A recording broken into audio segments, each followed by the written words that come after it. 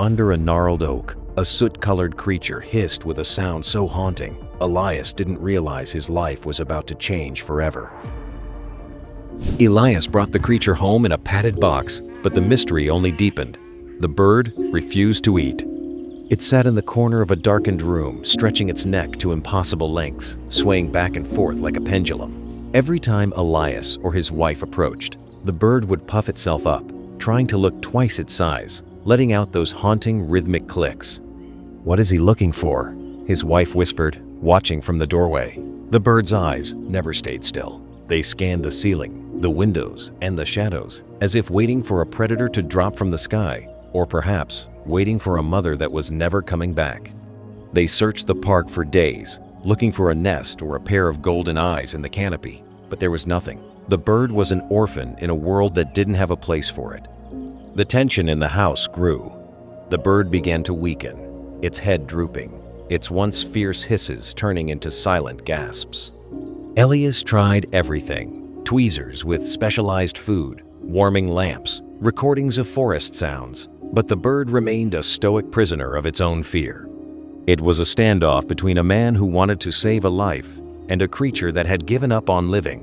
It seemed hopeless. The bird was fading away right before their eyes. Then, the breakthrough happened in the most unlikely way. It wasn't Elias who cracked the code. It was the family's husky, Ken.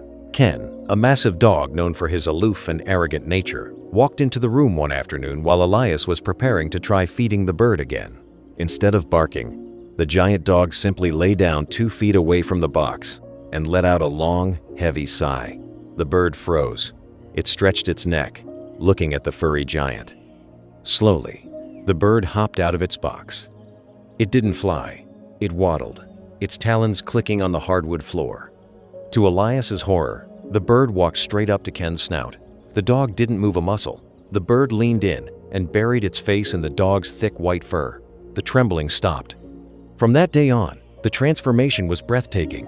As the bird grew, its soot-colored down fell away, replaced by feathers as white as a fresh snowfall. They realized then that they weren't harboring a common garden bird. This was a snowy owl, an elegant, silent predator of the north. The bond between the owl and the family became the heartbeat of the home. The owl, whom they named Luna, became Ken's shadow. They played a strange version of tag in the hallway and napped together in the sunbeams. Luna would even groom the children, using her razor-sharp beak with the delicacy of a surgeon to preen their hair. She wasn't just a pet, she was a guardian who chose to be there. But there was one shadow in this bright home: the house cat. While the dog and the humans worshipped Luna, the cat remained cold and hostile. One evening, after Luna tried to offer a gift, a small toy to the cat, the feline hissed and swiped, narrowly missing Luna's eye. The owl didn't retaliate. Instead, she retreated to a high corner of the room, her feathers flattened and her eyes dull. She sat there for 2 days, refusing to come down. It was a reminder that no matter how much love was in the house, Luna was a wild spirit living in a domestic world. That's when the Animal Protection Association arrived. Someone had reported the wild animal living in a residential home. The verdict was swift and cold. Under the law, Luna had to be returned to the wild. The family was devastated. The children cried, clinging to the bird that had protected them, but the law was the law. They took her to a high ridge miles away. When Elias opened the carrier, Luna didn't want to leave. She looked back at them, her great white wings shimmering in the wind. Finally, with a powerful thrust, she took to the sky. She circled once, let out a piercing cry that sounded like a goodbye, and vanished into the blue. The house became silent. They thought the story had ended in a beautiful, tragic sacrifice. Months passed. The seasons shifted into a harsh, icy winter. One afternoon, Elias's wife was driving near the local hospital when a flash of white blurred across the road. A car ahead of her swerved, and she saw a shape tumble into the snowbank. She stopped the car, her heart racing. Laying in the snow was a white owl, blood staining its pristine feathers. It had been hit. She rushed it to an emergency vet, her eyes blurred with tears.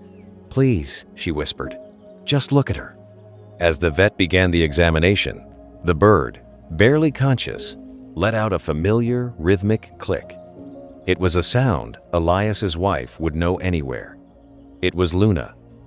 She had stayed in the area. She had never truly left them. The recovery was long, but this time the experts agreed. Because of her injuries and her history with humans, Luna could no longer survive in the wilderness. She was officially designated as a permanent resident of the household.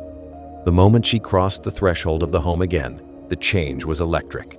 Ken, the husky, began spinning in circles with joy, licking the owl's feathers until she looked like a wet mop. Even the arrogant cat walked up, sniffed Luna's wing, and for the first time, lay down beside her. Today, that trembling orphan from the park is the heart of the home, a living testament to the fact that sometimes nature doesn't want you to follow the rules, it wants you to follow your heart.